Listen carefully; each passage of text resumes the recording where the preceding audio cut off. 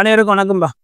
இன்னைக்கு சைக்காலஜி ரைட்டா டிஎன்எஸ் சார்பு எஸ்ஐஎன் பிசிக்கான இம்பார்ட்டன்ட் செஷன்ல நம்ம பார்ட் 3 பார்க்க போறோம். ஆல்ரெடி பார்ட் 1 பார்ட் 2ல முக்கியமான வினாக்களை பார்த்தோம். நீங்க பார்ட் 3 ஒரு முக்கியமான ஒரு பகுதி சிமெட்ரி சமச்சீர் கோடுகள் அப்படின்னா என்ன அப்படின்னு பார்ப்போம். சமச்சீர் இந்த வார்த்தையோட மீனிங் ஒரு ஆப்ஜெக்ட் என்ன இருக்கோ அது சரி பாதியாக நம்ம என்ன பண்ணலாம்பா பிரிக்க முடியும். இப்போ இந்த கேள்வியில பாருங்க, ஆர் அப்படின்னு ஒரு எழுத்து இருக்காப்பா. ஆர் என்ற எழுத்த அவங்களால சரி சாபமா ஓகேங்களா, அதாவது என்னன்னா ரைட் அவ ஈக்குவல் பார்ட்டா பிரிக்க முடியுமானா முடியாதுப்பா. அதனால அது எத்தனை சிமெட்ரி லைன் வரும், எத்தனை சமச்சீர் கோடுகள்னா எதுவும் வராது, ஜீரோ. இப்போ நீங்க எச் என்ற எழுத்து உங்களால பாருங்க சமச்சீரா பாருங்க வேர்டிகலாவோ ஹரிசாண்டலாவோ பிரிக்கணும், எல்லாம் ஈக்குவல் பீசஸா கிடைக்குது, சரி சமபாகமாக பிரிக்குது. ஆனால் ரெண்டு ஒரு சர்க்கிளை உங்களால ஈக்குவல் பார்த்தா பிரிக்க முடியும். நிறைய அதுல சமச்சீர் கோடுகளை போடலாம், அதை இன்ஃபைனைட் முடிவிலின்னு சொல்றோம். இப்போ எம்முக்கு பாருங்க சமச்சீரா ஒன்று தான், இப்படி வராது. இப்படி பிரிச்சா மேலே பாகமும் கீழே பாகமும் மாறிடும். ஆனால் ஒரு சமச்சீர் கோடு தான். இப்போ பிக்கு எப்படியா போடலாம், வேர்டிகலா வராது, இப்படி போட்டாதான் மேலே இருக்கக்கூடிய பாகமும் கீழே இருக்கக்கூடிய பாகமும் சேம் ஆகும். யூக்கு பாருங்க ஒன்று, எஸ்ஸுக்கு இப்படி பிரிச்சா மேல் பாகமும் கீழ் பாகமும் சமமா இருக்காது, மாறிடும், அது ஜீரோ. அதே மாதிரி ஷேப்புக்கு என்ன முக்கோணம் பல்ல மூணு சைடுமே சேமா இருக்குல்ல. அப்ப ஞாபகம் வச்சுங்க, நம்பர் ஆஃப் சைடு ஈக்குவலா இருந்தா எத்தனை சைடு இருக்கோ அத்தனை சமச்சீர் கோடு தான் வரும். மூணுனா மூணுன்னு சொல்லணும்.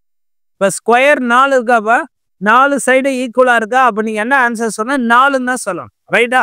அதுல 4 சமச்சீர் கோடுகளை வரையலாம். ஷார்ட்டா அப்படி ஞாபகம் வச்சு, நம்பர் ஆஃப் சைடு ஈக்குவலா இருந்தா எத்தனை சமச்சீர் கோடுகள் வரையலாம்னா இந்த பக்கங்களோட எண்ணிக்கை தான் அவட மதிப்பா இருக்கும் அப்படின்னு சொல்றோம். பாருங்க, பென்டகன் ஐங்கோணமா 5 பக்கங்கள் இருக்கா, நீ இது போட்டுலாம் பார்க்க வேணாம்.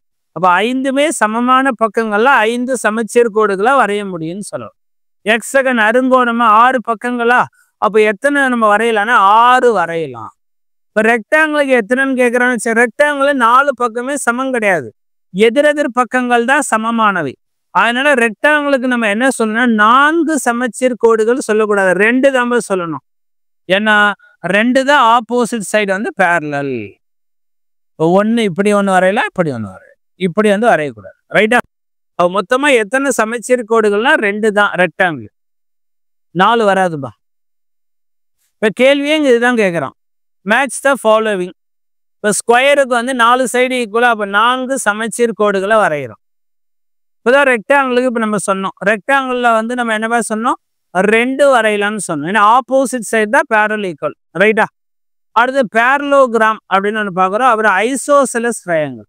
ஐசோசெலஸ் ட்ரையாங்கிள் என்னப்பா, ஏதேனும் 2 பக்கம் என்னவா இருக்கும் அப்படின்னா அது சமமாக இருக்கும் அப்படின்னு நம்ம சொல்றோம், ரைட்டாப்பா? ஓகே. அப்போ ஐசோசெலஸ் ட்ரையாங்கிள் என்னப்பா, 2 சைடு தான் ஈக்குவலா இருக்கும், 3வது சைடு ஏன்னு சொல்றது பிஆ இருக்கும். அப்போ இது ஈக்குவல் பார்ட்டா நம்மளால பிரிக்க முடியும், ரைட்டா? சரி சமமாக பிரிக்க முடியும். அப்போ என்னன்னா ஒரு சமச்சீர் கோடு தான், இரு சமபக்க முக்கோணத்துக்கு என்னவா சொன்னா ஒரு சமச்சீர் கோடு. பேரலோகிராம்ல என்ன தெரியும் பிரச்சனைப்பா, அது ரெக்டாங்கிள் மாதிரி 90 டிகிரில இருந்தா 2ன்னு சொல்லலாம். பட் பேரலோகிராம் சாஞ்சா மாதிரி இருக்குல்ல, அதனால ஈக்குவல் பார்ட்டா உங்களால கட் பண்ண முடியாது, அதுல சமச்சீர் கோடுகள் நமக்கு கிடைக்காது, ஈக்குவல் பீசஸா ஃபைனலா ஃபார்ம் ஆகாதுப்பா. அதனால நம்ம என்ன சொல்லணும்னா ரைட்டாப்பா, இணைகரத்துக்கு சமச்சீர் கோடுகள் கிடையாது அப்படி சொல்ல வரும்.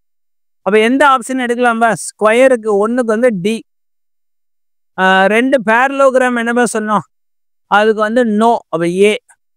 ஐசோசெலஸ் இரு சம பக்கத்துக்கு 1ன்னு சொன்னோம், பி. ரெக்டாங்கிளுக்கு என்னப்பா சொன்னோம், 2. அப்போ ஆப்ஷன் ஏ கரெக்டா இருக்கு பாருங்க,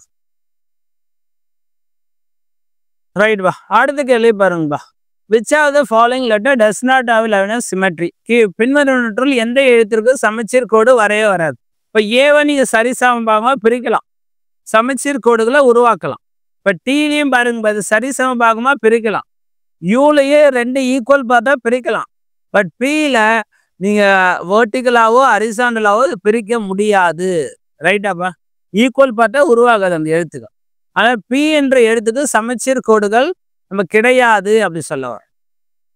இல்லை எந்த வார்த்தைக்கு வேர்டிகல் லைன் இந்த மாதிரி சொல்றோம்ல, வேர்டிகல் லைன் ஆஃப் சிமெட்ரி எது மட்டும் வருதுன்னு கேட்குறான், ரைட்டா? இப்போ டிக்கு என்ன கிடைக்குனாப்பா, அது ஒரு ஹரிசாண்டல் சிமெட்ரி, மேல் பாகமும் கீழ்பாகவும் சரிசமமாக மாற்றணும். அப்போ இது கிடையாதுப்பா. அடுத்து என்ன நம்ம எப்படி நம்ம பிரிக்கலாம் அப்படின்னா இப்படி பிரிச்சா ஈக்குவல் பார்ட்டா வருமானா வராதுப்பா.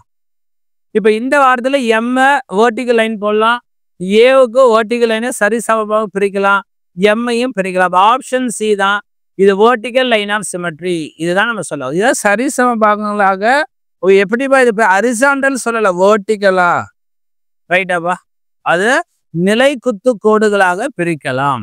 இதான் சொல்ல வர ரைட்டா. இப்போ ஈலாம் பார்த்தீங்கன்னா இப்படிதான் பெரிய ஹரிசாண்டல் லைன் ஆஃப் சிமெட்ரியா தான் பிரியும் ரைட்டா. மீண்டும் நம்ம அடுத்த பகுதியில் சந்திப்போம். நன்றி, வணக்கம்.